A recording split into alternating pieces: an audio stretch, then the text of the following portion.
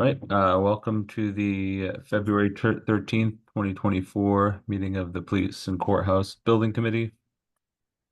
This will be a remote meeting.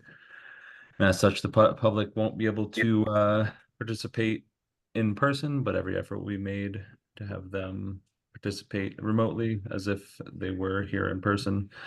Because this is a remote meeting, all votes will be taken by roll call. And then let's just go through our attendance. Those who are here today: Ryan Knowles, Building Committee Chair, present. John McCarthy. Present. Ed Conley. Present. Jill Cahill. Present. Heidi Fiallo. Present. I think that is, I'm just running through. So that is, those are the voting members of the committee. We also, and Mike Hale just joined.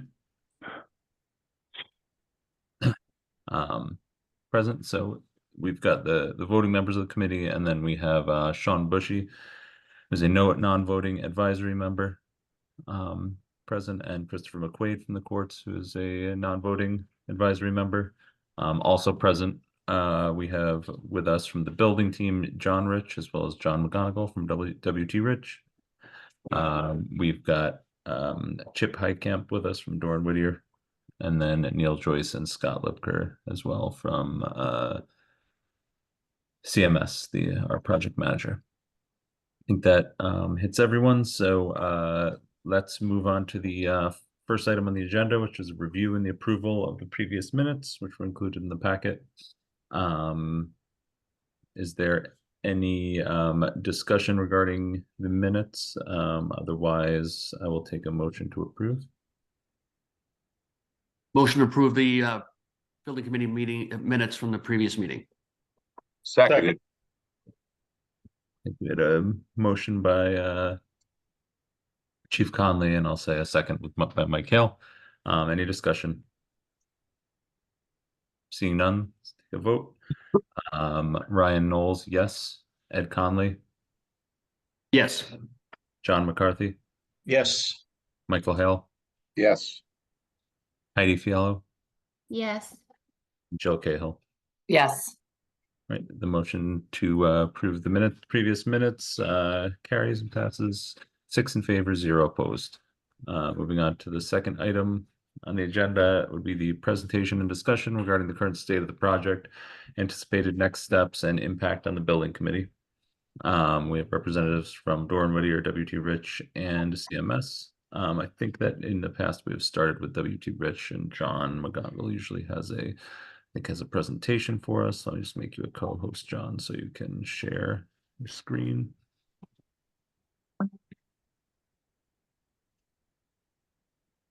Everyone can see my screen. Yep. Okay, great. So yeah, project update over the last month. Drywall and taping has really gotten underway. We're nearing completion there. Lockers are installed. All the personnel lockers are installed. Evidence passed through. Only remaining lockers are just small gun lockers that we just have to set into the walls.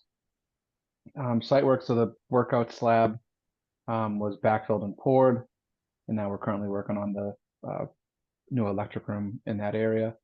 And MEPFP rough is complete, so we're just working on the tie-ins and finishes to all the existing equipment that's been installed.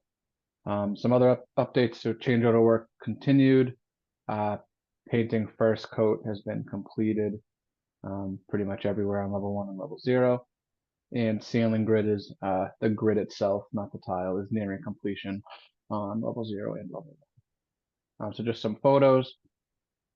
So on the right, you'll see the basement area has been painted. We got the lights installed, perimeter security ceiling, and we got the lights powered up just to kind of see what they look like. They're not placed on permanent power yet, but we just wanted to kind of see how they lit up the area. And then on the right side, left side, sorry, I got my confused. Personnel lockers. This is the men's locker room, so this is one side of the men's locker room. So those are all installed. Paint on the left side, so the first coat of the accent wall. So that's that nice blue that's in there. And then just on the right side, you got a level 1 hallway that's outside the the watch commander's office, with the grid and the paint being installed. And as you can see, all the ductwork is up there, insulated. Got some units up in the ceiling. And then workout room slab, so that was poured. And as you can see, we're working on that electric room wall. And then over on the right side is the evidence pass through. February look ahead. So we got finished tile going into the locker rooms and the bathrooms outside the lobby. Window install. So we've started a lot of the work before the windows, the rough-in.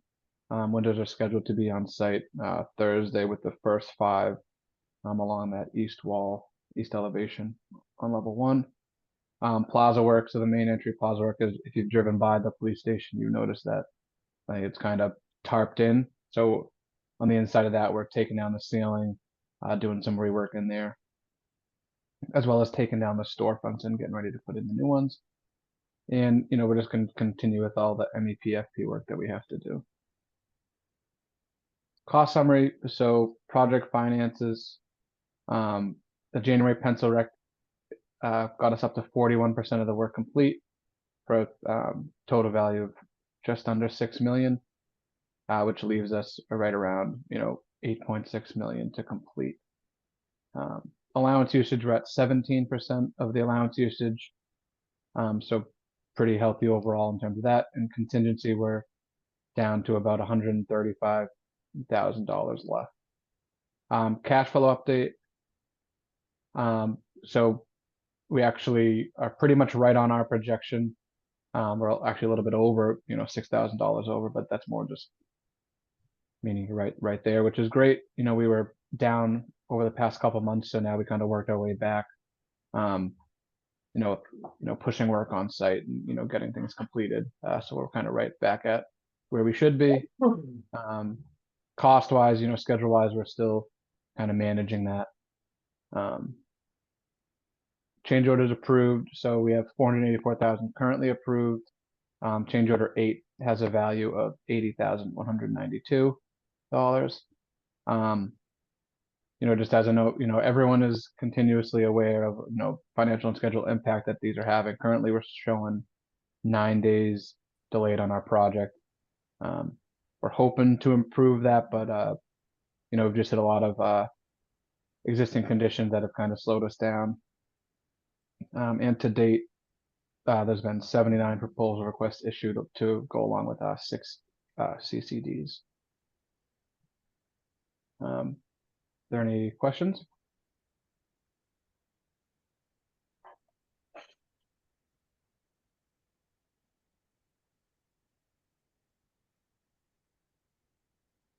All right, well, thanks everyone. Right, with hearing no questions for John, let's move on to Chip from Doran Whittier. Sure. So just in addition to John did a good job of kind of giving me the background of where the construction's at. Kind of as you can tell, they're starting to do work into get some finishes going and the paint is going. So as part of that, we've been working with the department to do FF&E to select, make this furniture selections and equipment selections and get that out to bid. So we have a meeting coming up next week. And just from a timeline perspective, probably looking at the mid-March timeframe to put those orders in. So we're just kind of hitting our stride there. And so we'll be having a meeting next week to catch up on that. Other than that, continuing to work through some of the building stuff with the changes and the unforeseen conditions that John had mentioned. So moving along, and other than the FF&E piece and tying it into the finishes, it's kind of like what's on our agenda right now. All right, any questions for Chip on the design side? All right, seeing none, let's move it on to Scott. Scott, maybe if you want to give us at least just a look at the budget. The budget breakdown was on page 53 of the packet, but if you want to just run us through it, Scott, and then we can go from there to the next agenda item, which I think is we can do let's do the approval of the payment recommendation first, and then followed by change orders and followed by the request for award.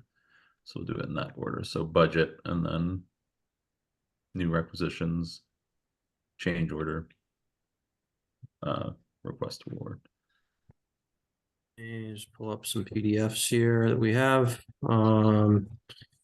So we'll just start with why don't we just go quick overall budget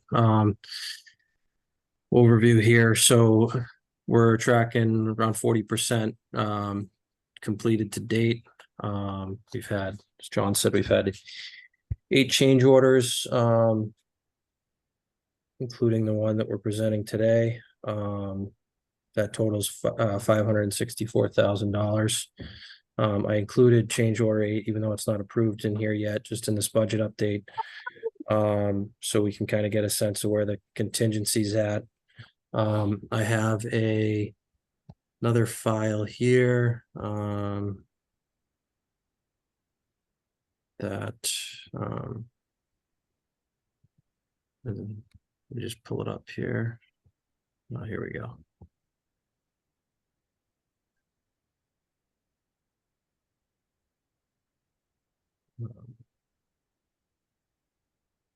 So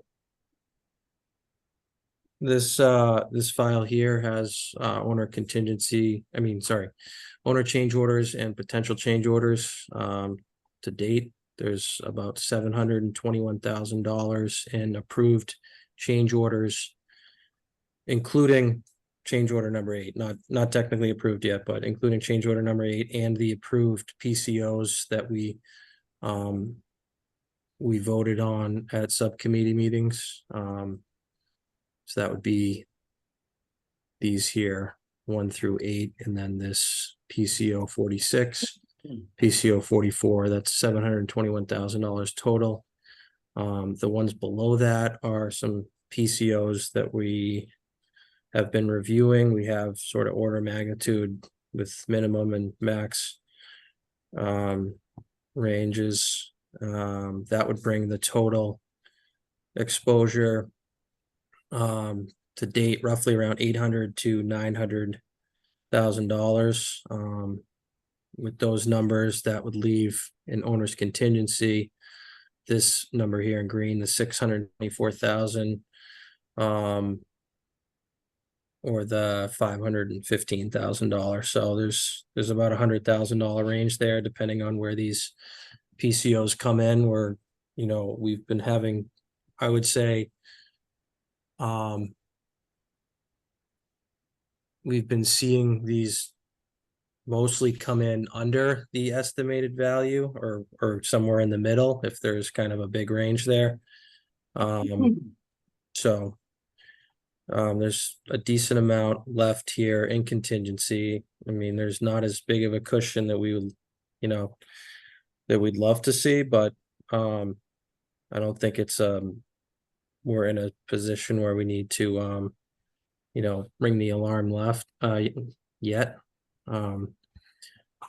So if we go and look at our allowances within the GMP, we have billed to date about $100,000 in allowances of the total roughly $550,000, which leaves this $440,000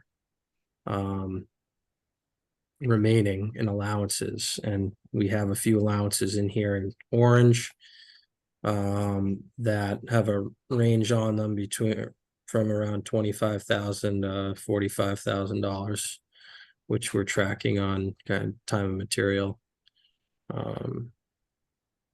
So in that particular cost category, I would say we're in pretty good shape.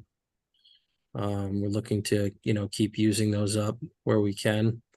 And on the CM contingency side, we have about $131,000 remaining within that balance.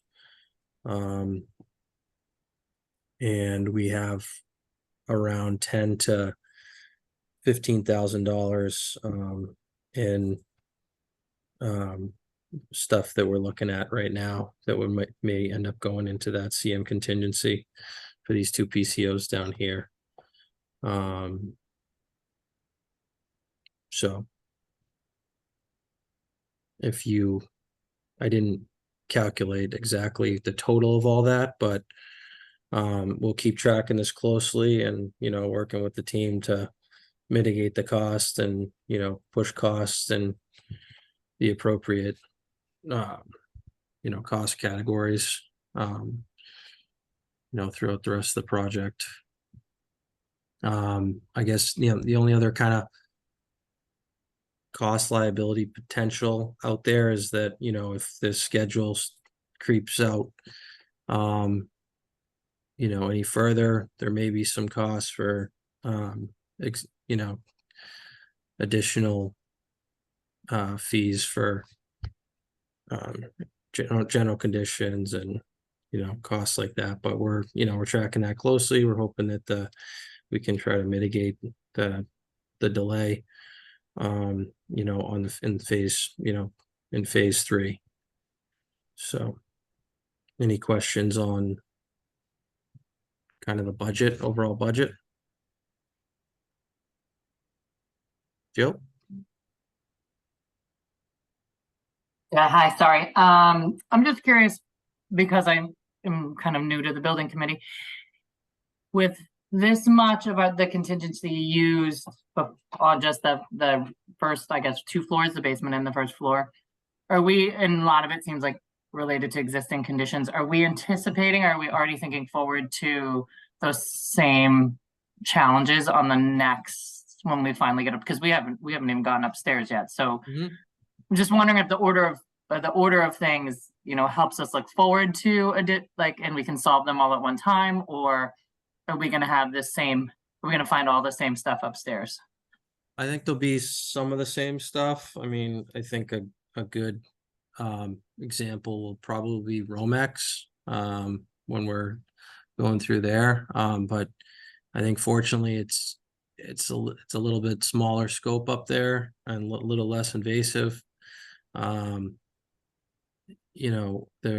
was kind of some minor amount of initial kind of investigative work up there when we were doing like the enabling work. So, there wasn't anything, crazy that stood out at that time, but I mean, there's definitely liability up there.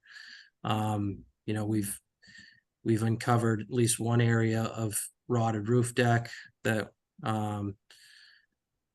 is this PC 44 that we approved within the last, I think it was the last month, for could be around almost $100,000 depending on, we're tracking that onto T&M, hoping it's going to come in lower. But I think that's a good estimate for that one, to be safe. But there's nothing that the team is aware of that would suggest that there's all of a sudden, another section of rotted roof deck up there. I mean, there's been some small active leaks within some windows and things, but those are obviously going to be all taken out and replaced. So, I mean, there may be some other examples of some things that John or Chip may want to bring up, but I mean, I think we have. I think, Scott, if I can jump in, I think one thing that what the lower 2 floors are showing us is kind of what to look for upstairs. And I think there's benefit in that. And I think, WT Rich and the team have, taken like what we're learning downstairs and, we're already thinking ahead of what's upstairs. There'll probably be some new stuff up there that doesn't translate to the lower floors, which we'll have to contend with. But at least some of the issues that we have some idea of what to look for and where to look for it. And I think there's there is a lot of benefit in that. And some of those things, like Scott mentioned, the Romex, like we don't have to, reimagine that. We've already issued that. It's just a matter of getting the pricing, and then getting that approved. So, stuff like that. It's like, there's an efficiency in dealing with these 2 floors when we get to the upper floor. So hopefully there is some savings realized. But again, there's we'll see how it all shakes out. But I think we got a head start on a lot of it with what we're learning downstairs. There's any kind of analysis you can do to start to project out those costs? Because again, as we've talked about, if the appropriation needs to increase in some way or the other, we're gonna need as much heads up as possible to keep, because I don't want to slow down the project again based on money. Because time is money, right, Neil? Yeah, and I think a lot of the stuff, like when we did windows on the bottom 2 floors, we did windows on all floors. Like the details don't change. So I think that those, like, for example, those numbers aren't going to go up when we get to the upper floor. Like the windows are already accounted for already on all floors. Stuff like that. The Romex, I believe WT Rich already, I think they know that number. So we gave a rough estimate on the Romex. So it's right there. Romex level 2 T&M, 10 to 15 based on what we're seeing. Right. I think, yeah, we can put on here some items like maybe some drywall replacement underneath the windows and detective, or what's currently detected is what used to be. And we have, for that example, we have money left over in, right now, cutting and patching. There's there's $36,000 left in cutting and patching, right? So, if we don't use that on level, 0 and 1, we could potentially use some of that allowance for upstairs to fix like things like around those windows. But Right. yeah, we will, and WT Rich is, and we're all doing it as kind of, and we are projecting out and kind of flagging things as early as we can, and getting numbers on them. So at least they're not zeros on the board when we get to the actual pricing exercise. So that is going on. Yeah, Joe, we can definitely take a look at too some of, like Chip said, some of the lessons learned from level 1 and 0, and even get some ROMs for what we'll probably anticipate on level 2. That way it doesn't come as a shock to anyone when we do get up there. It is definitely a much smaller scope. Like the courtroom was already totally demoed, so we kind of know that whole animal up there. And then like Scott said, the ceiling, we already understand that order of magnitude. But yeah, overall, I agree with you that we definitely should. We have been, and we continue to, do some forward thinking in terms of what we're expecting up on level 2 because of what we've seen on level 1 and 0. Another good thing is that we are not, if we were on ground level and we had to do trenching and things like that, there'd be a lot of unknowns. But, since we're renovating this, the basement and first floor, we can see above, what's underneath that level. So there's not any surprises that we're kind of getting in, going to be, trenching into from upstairs. Where we saw a bunch of quite a few of those kind of issues on this phase we're in now. Yeah, I would just add a couple of comments. One is, first off, we're still not done with phase 2, and there's still some change orders emerging in phase 2, and it's not unusual when you come down the home stretch to fine tune some user requirements and things like that. We're kind of running into some of that now. I think it's just really hard, Jill, to predict what we don't know now. The change orders we know about now, I think if that's all we ran into is repeats of what we already ran into, I think we'd be fine. It's the things we don't know about now that could trip us up. And I think it's going to be close. I think there's as much chance of coming in on budget as there is on, it's probably like a coin toss right now. And if it's an overrun, I don't think it's astronomical amount of money. But I guess, Jill, what help us is if there was going to be a request like, what's a reasonable time frame? 3 months, 4 months, 5 months? Like, I know you say the more time, the better. It probably also depends on how big the ask is, but you know, if we can have a feel for that, that will also help us with our planning and projections. Sure. Obviously the request would be no ask, but. Yeah, of course, that's our goal, by the way. You know, we're saying these things to be careful, but that is our goal. Yes, and thank you. Even like you said, like you're anticipating, you're thinking through. You have some numbers, so that's what I was getting at with the question. It's going to depend on the size of the ask. So Neil and I had a little conversation about this when I first got involved in John's absence. Who we know, by the way, will be gone through March now. I would say if it's small enough. So by small enough, let's say, well, I'll just pick under $500,000. If it's something we can appropriate through our ARPA funding, which I'm encouraging the mayor to just hold a little piece just in case. The turnaround time can be quick because we don't have to go through any city council process.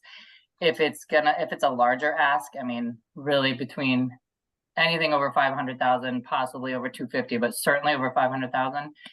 The process alone through city council is a minimum 4 weeks to 8 weeks. So yeah, so just to give you some anticipated time frame. I just don't want, I mean, you guys do these projects all the time, but I just don't want to trip people up with cash flow issues. Okay. Yeah, no, I think that's good. And I mean, again, our goal is to not have an ask at all, but we also don't want to mismanage expectations. If, you know, this one's cutting it kind of close, and it's just, we've had kind of more than the normal amount of unexpected, unforeseen conditions. So, but I think we're getting our arms wrapped around. I think we'll have a pretty good idea when we wrap up this phase, Jill. Okay. I think we'll be able to make, and that'll be in the May-June timeframe when everyone's moved in. So then we've got a whole nother phase, which goes another 5 months or so. So I think we'll be in pretty good, I think we'll be able to have a good estimate by then. Okay, great. Thank you. I had a question about the allowances, Scott. So Yeah. if you go down to that. So I guess my question is, you know, I'm looking at some of these things like, you know, snow removal, temporary humidity, $12,000 in some of these areas, or, you know, winter conditions, 10,000, you know, so I mean, obviously who knows what the rest of this particular season holds, but I would guess that by, you know, mid-March, late March, we'll probably be able to say, okay, we're probably not going to be doing a lot of snow removal, you know, or winter condition kind of stuff at that point. So I mean, I guess my question is, so then, you know, on some of these things that have basically nothing used, you know, and if there's some sense that, okay, and we're not going to, you know, we're not going to really need them, even temporary heat fuel consumption, you know, something like this, $18,000 in some of these. So I guess what happens to that particular, does that can that be reallocated somewhere? Yeah, so the CM cost allowances are basically will be held right, like, you know, right till the end. That's kind of, those are more at the to be used by the CM, you know. The owner ones, we could, if we knew that we weren't going to use them, we could, you know, ask that maybe that there'd be a deduct change order or something for it, or whatever. We did that with the you know, the electrical cost earlier on. But Yeah, I think they're kind of, a lot of them are topic specific, like you mentioned, the snow removal, winter conditions, probably another month and a half we can release that. There's some here that are, you know, actually designated for phase three, like the curtain wall temporary protection is that 7110. But there's plenty of other ones here that we, once we know that we're not going to spend it, we're happy to start to release it as well when we get through certain stages. But they vary by the nature of the allowance and what it was set up for. Yeah. But these are all sources of money that, when underspent, can come back to the project, right? So we Yeah. will, when we do that analysis, Ryan, near the end of this phase, we'll look at all these allowances and we'll make our best estimate. This right now just shows spending to date. It doesn't have like anticipated understood. remaining spending, but we would start to do that in June. And you guys could start to look at that as well to kind of support the overall budget. Yeah, I assumed so. I just wanted, for the sake of the committee and myself, to understand how that worked. Mm-hmm. Just a follow up on that, Jill, based on my original conversation with you now dating back a couple of months ago, we're not going to ask the city for additional funds until all of these allowances have been either spoken for or otherwise allocated. So going back to the city is the absolute last resort for the project to complete the work of the current scope. Great, thank you, Neil. And as I mentioned in the last meeting, yeah, we will, if the ask does come back, we'll want to go through all the change orders. I know committee member John McCarthy had some concerns in the past. And so, yeah, we'll review all of those if the ask comes at that time too. So just make sure you're tracking all that. Yes.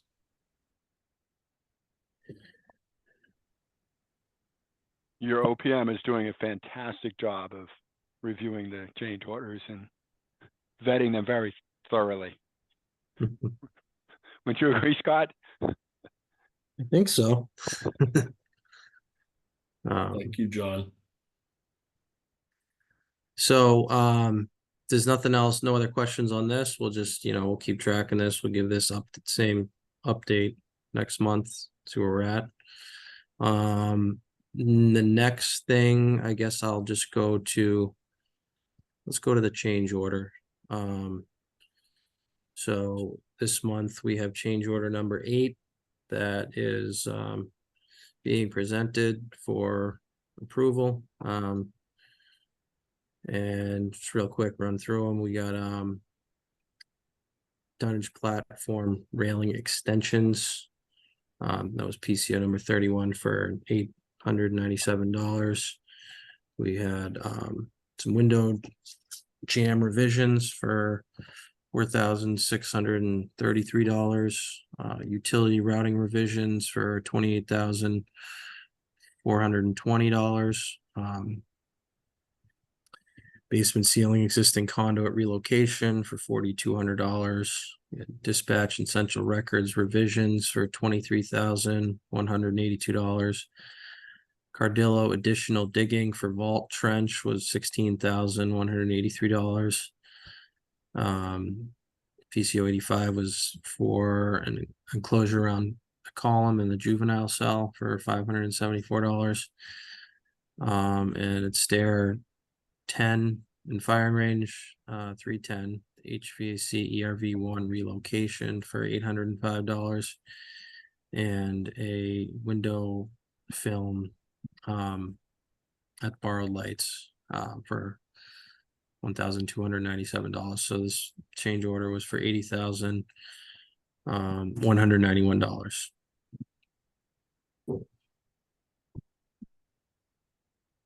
Any, the committee have any questions?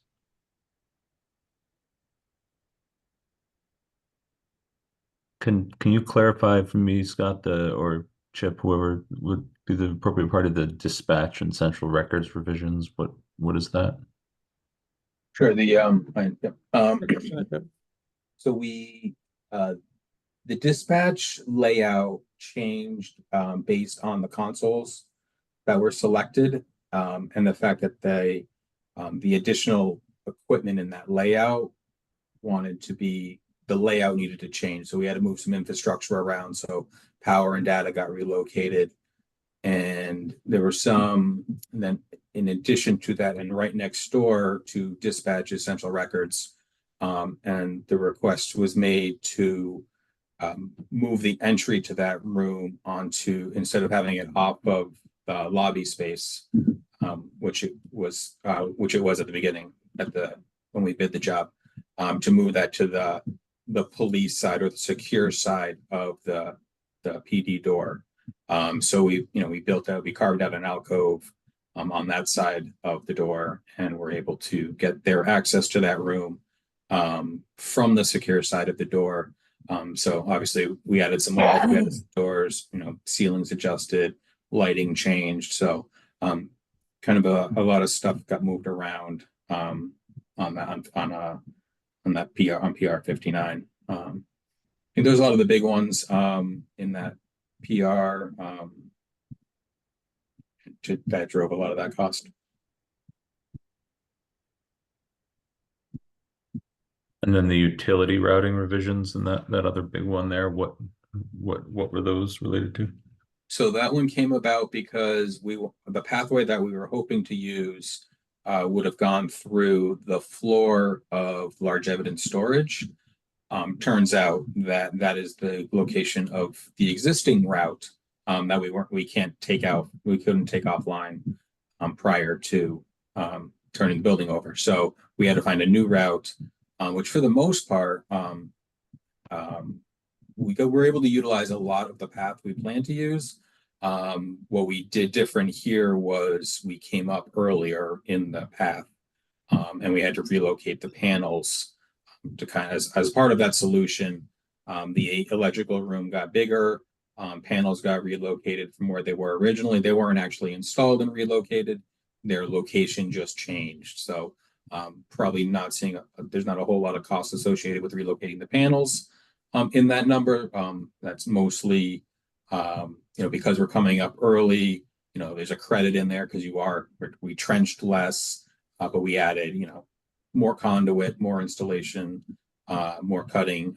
We added some walls because we had to come up in the workout room. So we, built out that area with the chase to maintain the separation of that electrical room and the workout room. So again, a lot of small adjustments. And was that just a cough or was that okay? So yeah, just a lot of we had to find a different route because the routing we wanted to use wasn't available. So we're planning to use. And can you just clarify just a little bit what was the actual main driver of the cost on that particular one? Can take a look. And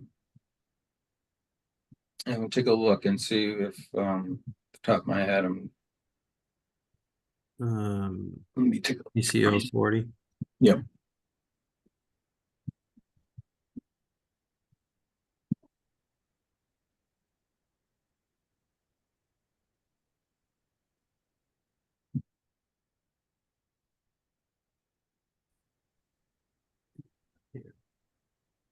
Majority of the cost was the masonry chip. Yeah, I mean, we had demo, masonry. Masonry demo. Rustic Mhm. had to rework all the prefabricated pipe. Cardillo had a little bit of work. But yeah, it was almost. Yeah, so a lot of it, so there's some demo in there. Again, minimum the trenching, additional trenching wasn't much. And I think some of that was for an obstruction that was in the way regardless of the path. Not a lot on the electric side, like I said. And then a lot of it is the masonry and the fire protection. Because the fire protection was work that had been completed that needed to get revised based on the new plan. So Yeah. This is the cover here, so we can see. So there's the demo was 5,000 in demo, 3,700 in site work, 1,800 in electrical, 9,200 in masonry, and 6,600 in fire protection changes.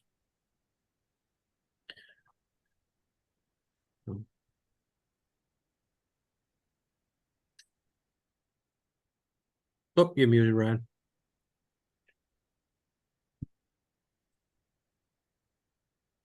Sorry, John McCarthy, did you have a question? Yeah, just a quick one for Scott. It seems to me like we've had window change orders like just about every time. Is this the last one? it, $5,000 more almost for changing jams around. I think we've visited this a few times on this. Yeah.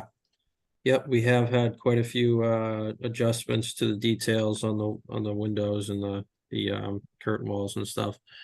We're not carrying any kind of contingencies or we're not assuming anything else, but if we get upstairs or we get into one of these openings and there's something completely different than what we opened up in the beginning, there may be some slight adjustments, but I can't I think we're probably in pretty good shape. Yeah, in this case, that the change in the detail here for this one, just tied to the existing conditions that were actually built were different than what was drawn on the drawings. So the details, we just had to tweak them a little bit to make them work for what was actually installed. And if you factor in the number of windows, and I know $5,000 is $5,000 all day long, but 5,000 over 40 something windows, it's fairly minimal. It's just it adds up. We realize that, but this one was a reaction to the actual built condition versus what was shown on the drawings. Okay, it just seems like every meeting we're talking changes in windows. That's all. Yeah. That was my. Yep. No, it's good. Even funnier, John, since it started as a window project. Ryan, quick question. I want a little better explanation. So the drawings were different than the existing conditions? Is that what I just heard? The existing drawings that we had for reference for the window details, they weren't built exactly as they were drawn.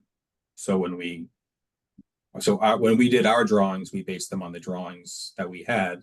We didn't tear any windows out to look what was in the wall prior to designing. So that was the drawings that didn't have the right information on them for what's in the wall. So we just had to make an adjustment to the detail.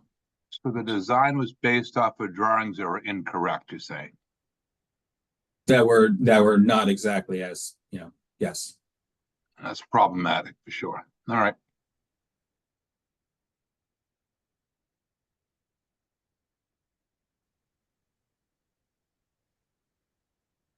Any other questions about the change orders?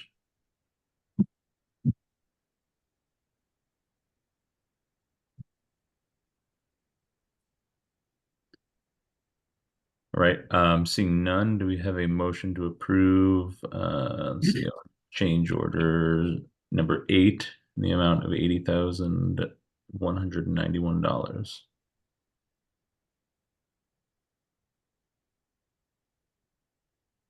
So moved. Second. All right, we have a motion by Jill Cahill, a second by John McCarthy. Any discussion? All right, seeing none, let's take a vote. Ryan Knowles, yes. John McCarthy, Yes. Ed Conley, Yes. Mike Hale, Yes. Heidi Fiallo, Yes. and Jill Cahill. Yes. All right, the motion carries 6 in favor, 0 opposed. All right. I think this is the last thing. So Scott, do we want to actually, I don't think we ever did the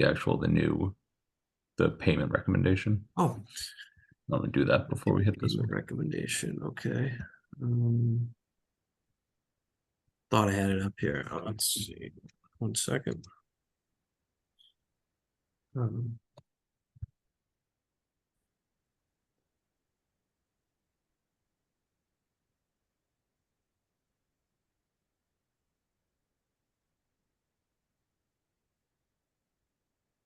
Do you need me to pull it up or do you want me to just talk through it? You have it in the packet? It is in the packet. It might be helpful for us to just see it, but if Yeah, you can't find it, I have it. Nah, it's gonna, I got it here.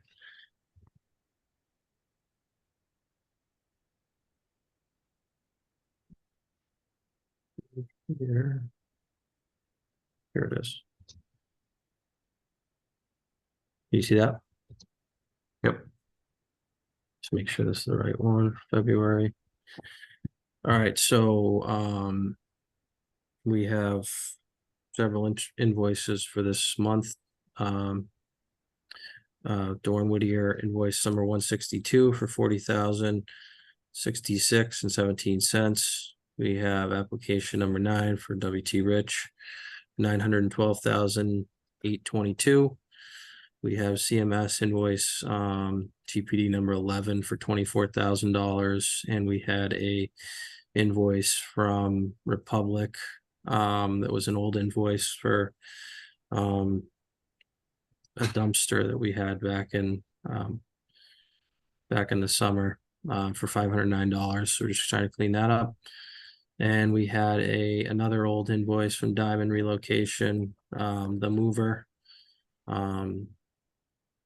for $20,000, $20,119. We had a couple invoices from Yankee Engineering.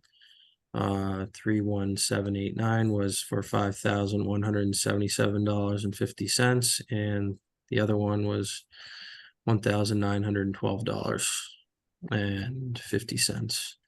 And we also got a invoice from Central Equipment, who provides the case cracker system. We received the materials within the last month, and they are looking to get paid $25,890. So that's total for the month is $1,030,496.67. All right, any questions from the committee about the invoices for this month? All right, seeing none, do we have a motion to recommend payment of the February payment letter in the amount of $1,030,496.67? So moved. Second. A motion by Ed Conley, a second by Mike Hale. Any discussion? Right, seeing none, a roll call vote. Ryan Knowles, yes. Edward Conley, Yes. Michael Hale, Yes.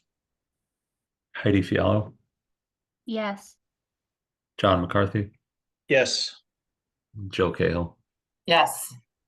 The motion carries 6 in favor, 0 opposed. Next order of business would be a request to award, and Scott will go through these. These are 3 separate items that I think he'll go over what each of them are. The track back for the specifics on each quote is included. I think all 3 are actually under Massachusetts state contracts. Yeah, either Massachusetts or government contracts. So, yep. So the first one is for the dispatch furniture. This is from Watson. For the Watson consoles, there's 3 of them, along with some other shared storage cabinets. We had carried $150,000 within our budgetary line item within the technology and security budget for dispatch furniture monitors.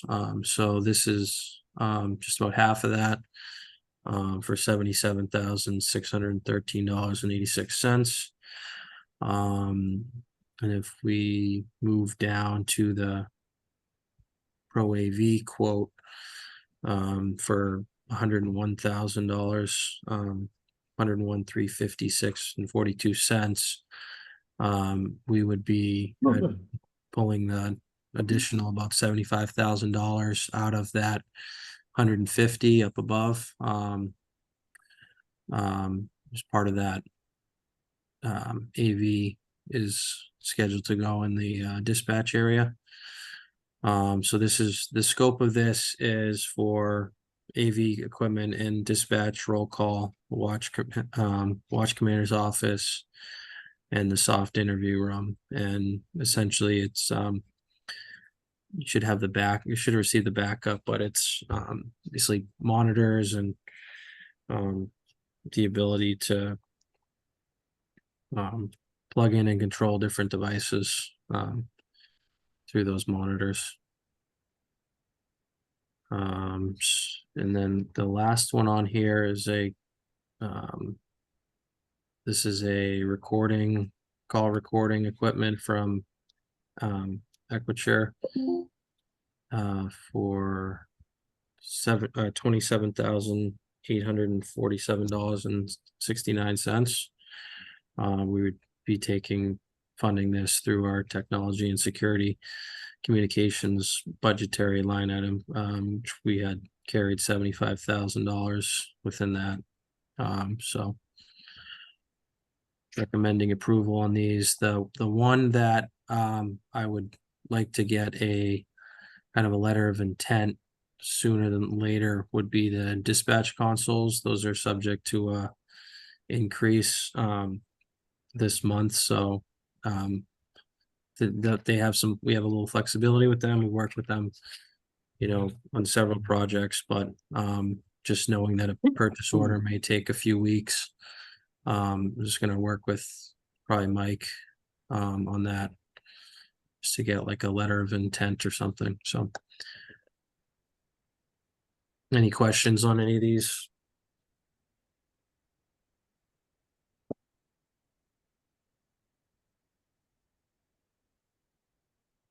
Heidi?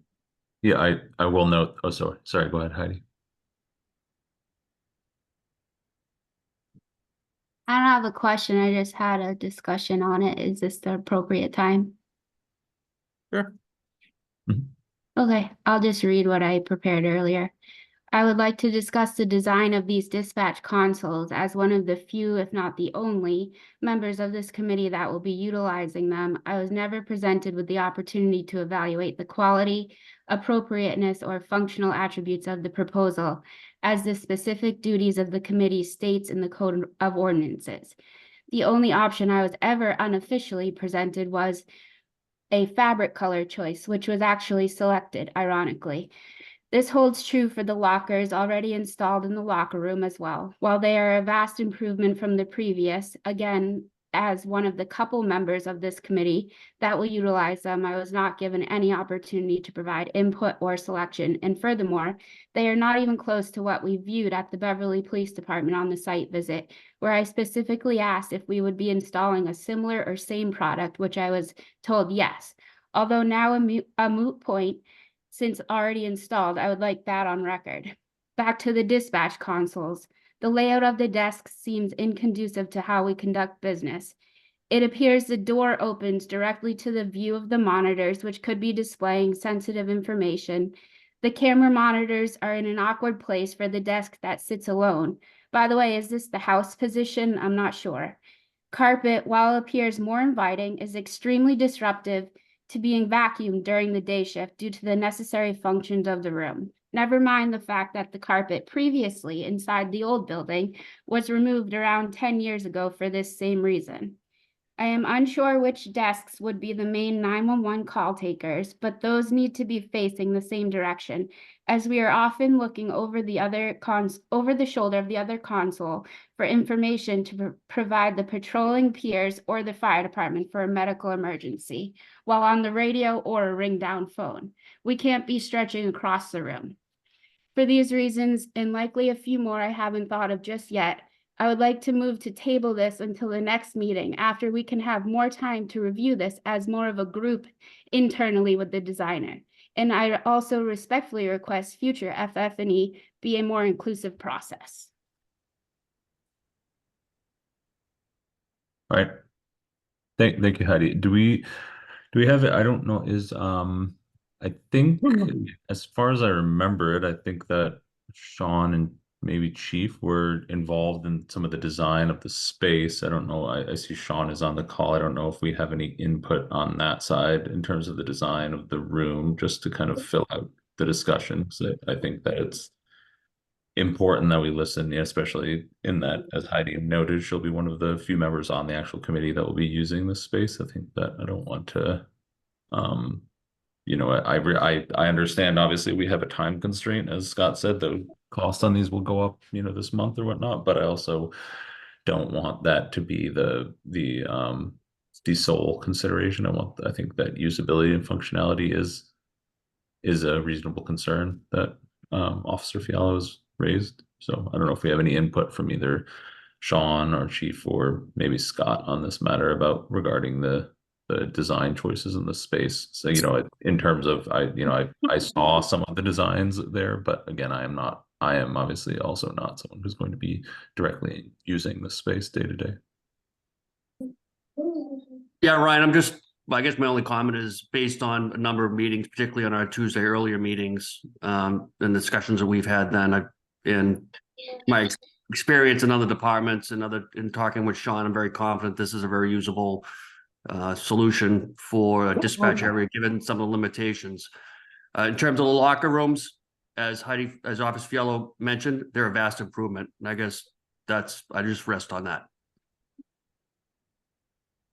Yeah, I'll just add in the dispatch area that I think there was a lot of discussions at different meetings on that, and we were really kind of restricted on what we could do in there. I think we distributed several different options around, and it may be we may have not been as good as we could have been on potentially on getting those out to you, Heidi. I thought that you were on all those, but if obviously you weren't, so I apologize for that. You know, I think we were working pretty closely with the chief and others, Amy and Sean, just on the whole technology within the dispatch room, and you know, we brought up some concerns about, you know, if the public could see, you know, could see in and see the screens and stuff like that. So you know, we were proposing like some glass, and you know, hopefully that will help to mitigate that concern. I don't know if anyone else has anything else to add. Yeah, Scott, I'll add this, Sean. We were limited as in the footprint of the room didn't change. It's the same size.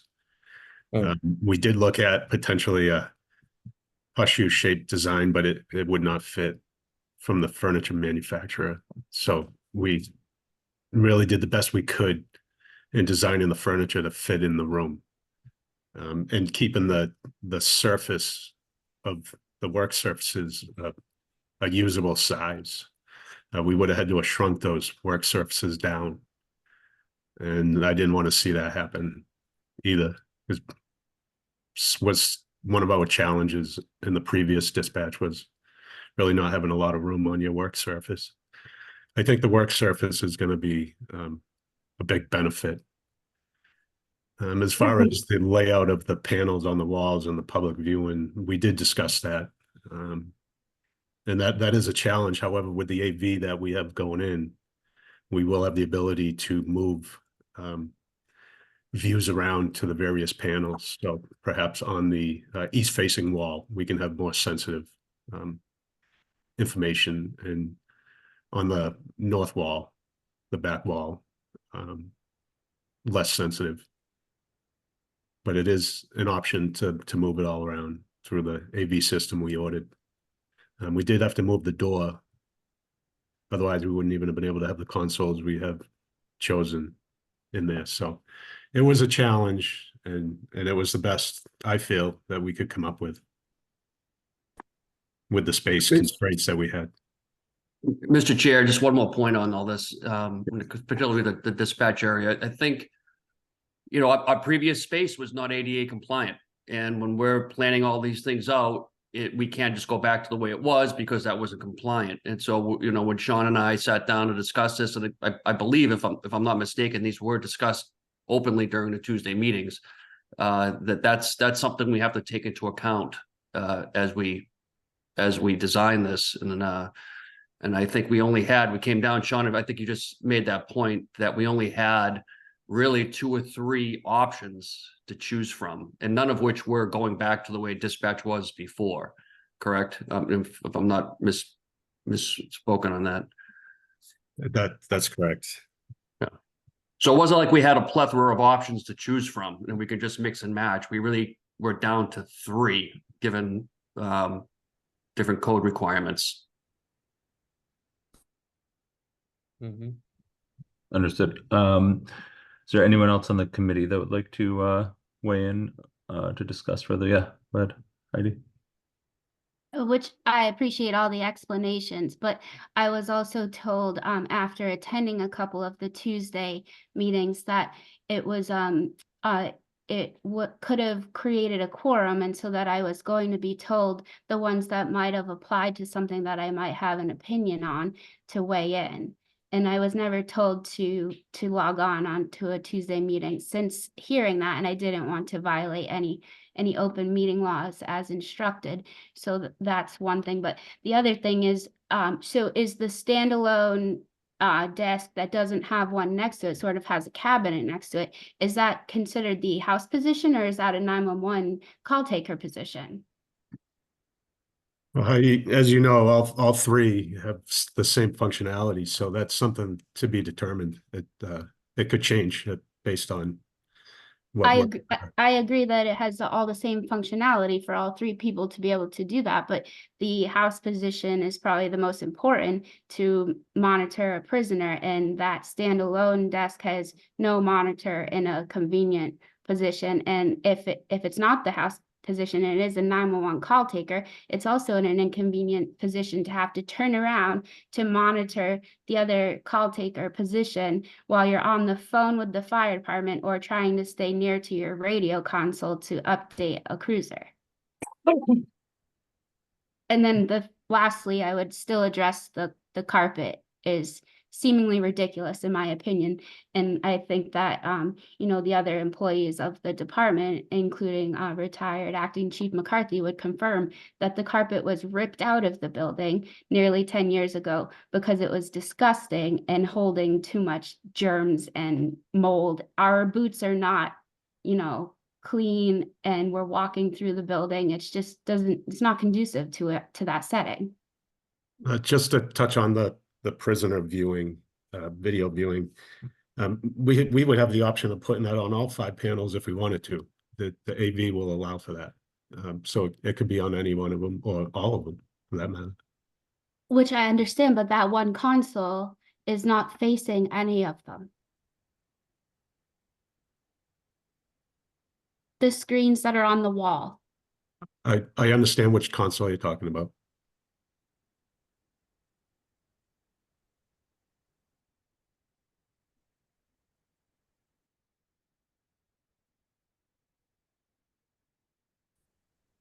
Any other discussion from the yeah, go ahead, John McCarthy.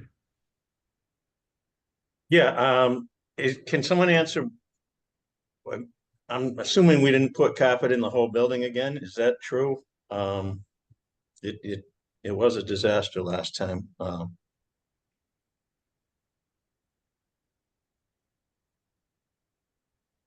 just speak up about the carpeting. Yeah. This carpeting, Mr. Chairman, if you don't mind.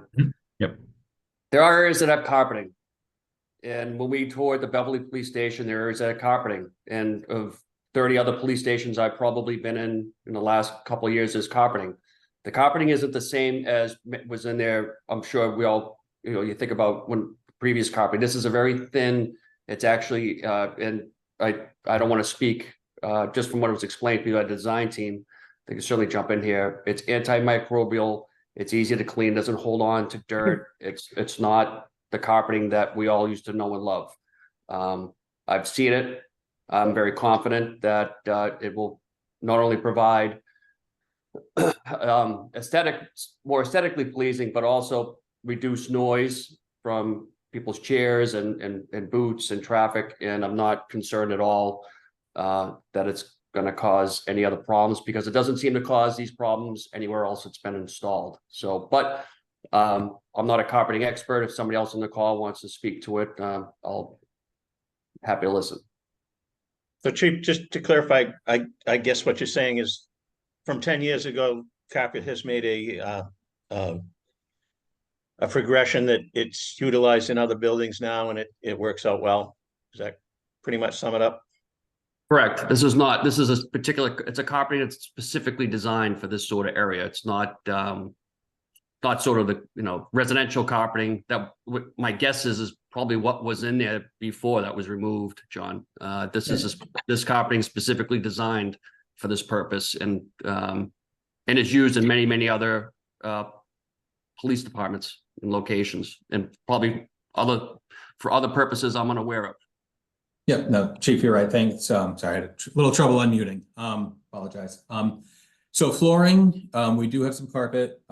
We put it in office and in the dispatch and on this floor particular, mostly for acoustics and cleanliness. And you're right, they're not the same carpets that got pulled out of there. A commercial grade carpet, and they will be cleanable, stain resistant, the whole line.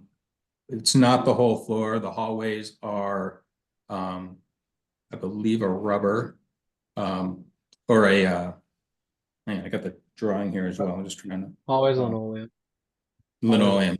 It's a linoleum product. So it's like and then we have flocked flooring, which is kind of a hybrid between, and that's used more in the locker room, for example. It's kind of soft on the feet. It's kind of a hybrid between carpet and flooring. It performs like flooring, but is more of a softer feel to the foot than so it's similar to carpet in some ways.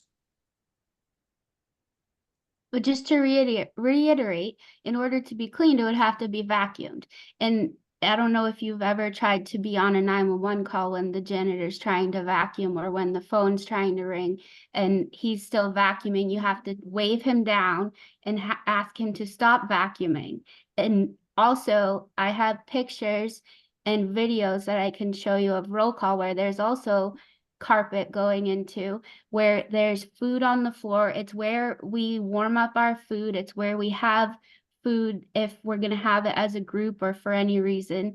That there's just, it doesn't seem to be any strong reason for there to be carpet in a place that is so highly trafficked with food and germs and boots. In an office, yes, I understand that. But a hallway is a high traffic area. That's why you're not putting carpet in the hallway. So what are we doing here? So roll call has that flocked flooring that I was referencing a minute ago, so it will perform more like a hard floor than a carpet, but it will have a softer feel, and it's we do use that in these types of rooms because they do clean up so nicely. And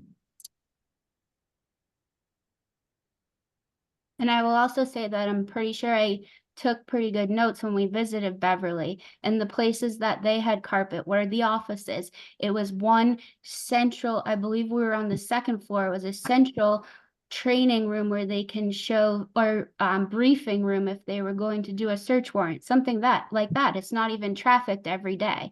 Their dispatch room did not have carpet, and their break room, so to speak, for lack of a better term, where they had the kitchen area, that did not have carpet either. And again, vacuuming a carpet in dispatch where 911 calls are coming in doesn't make sense.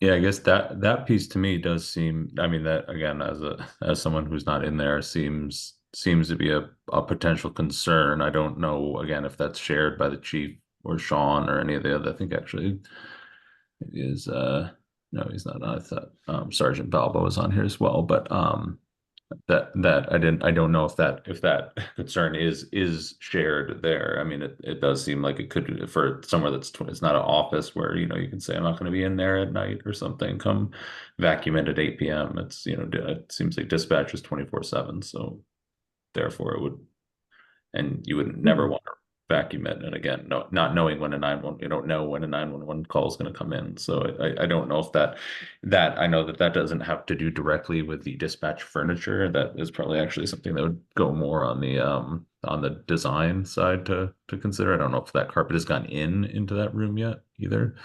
And whether that's something that we can revisit, but that would, I mean, that one seems also like a legitimate potential concern. I don't know if Chief or Sean or anyone wants to weigh in on that piece. I'm not concerned. I'm sure we'll be able to work with it. There are oftentimes with dispatch, things are going on in dispatch that can be stopped if there's a 911 call that comes in.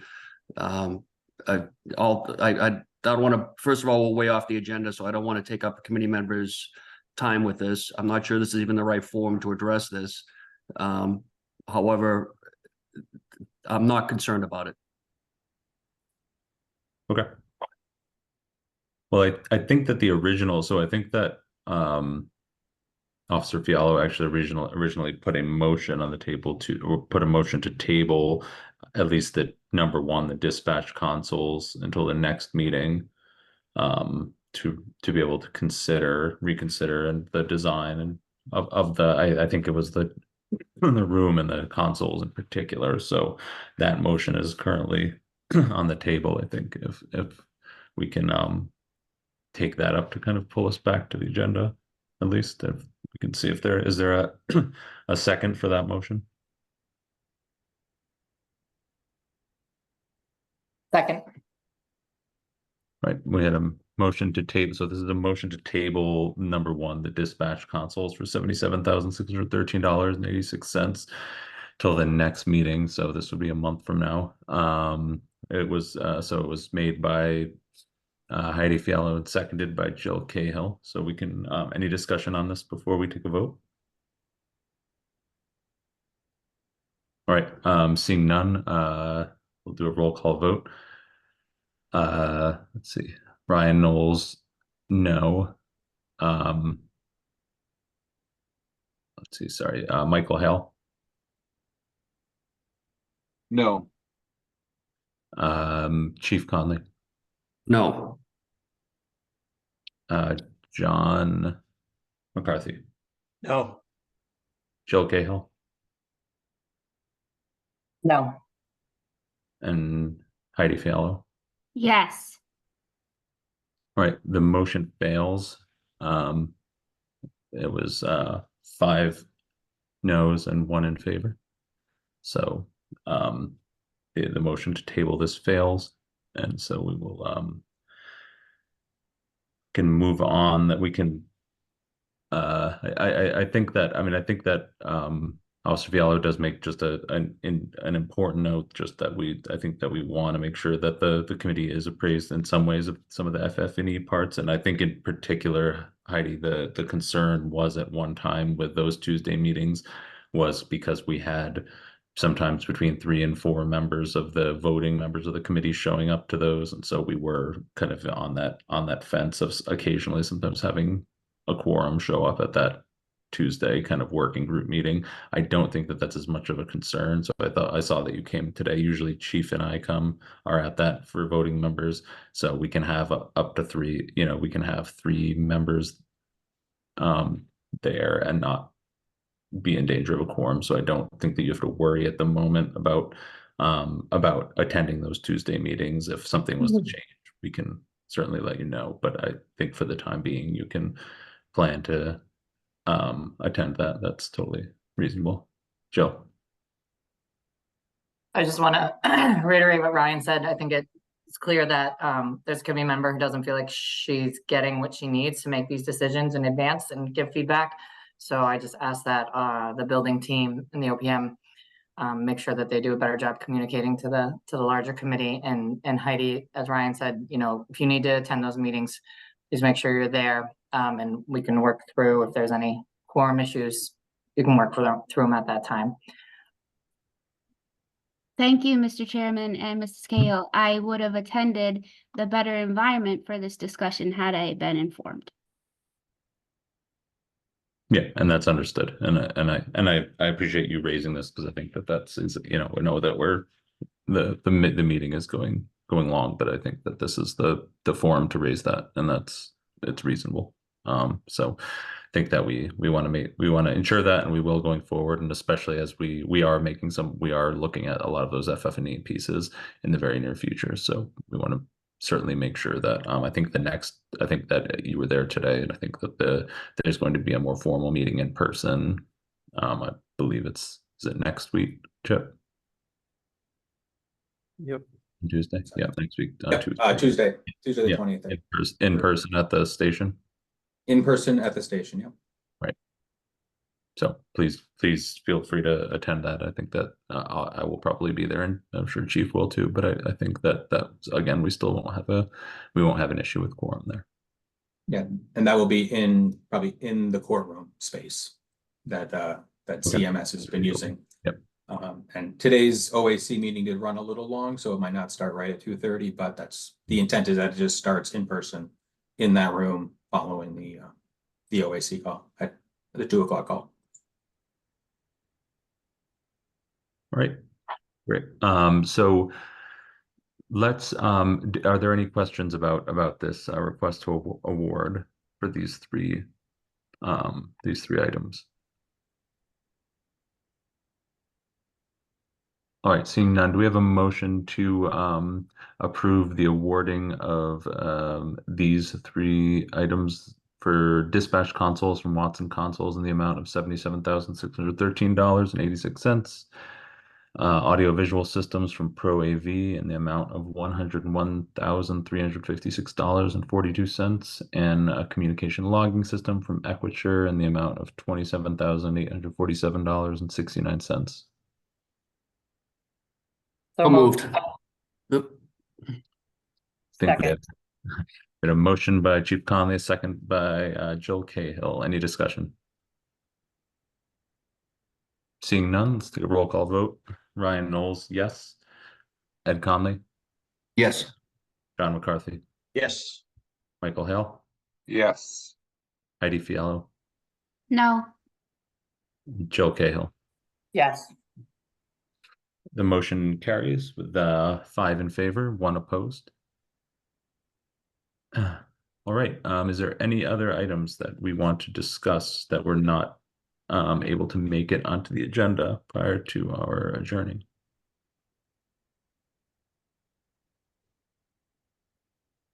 All right. Seeing none, do we have a motion to adjourn the meeting? Motion to moved. adjourn, Ryan. All right. We had a motion from Mike Hale. Do we have a second?